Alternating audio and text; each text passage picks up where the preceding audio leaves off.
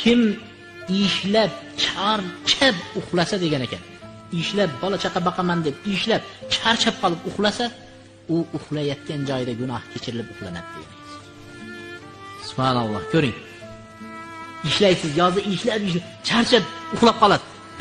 Yotgan joyingizda Allohning marhamati, bu banda halolni izlab, halol rizqni izlab, mana shunday qilib charchadi bu deb Alloh taolo buni gunohini kechirib turar ekanda. Umar radhiyallohu anhu bir kishi bilan gaplashsa, ko'chalarda odamlar bilan gaplashganda deydi, Umar radhiyallohu anhu aytadi. Bunday gaplashganimda deydi, juda ham odamlar birdan gaplashganimda meni ajablantirib qo'yadi deydi. Biz odamlar bo'ladi-yu.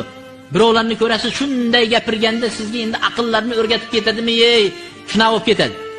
Keyin bir pasdan keyin qayerda ishlaysiz desa, "Yo, men ishlamayman" deydi. "Meni ayolim ishlaydi" deydi.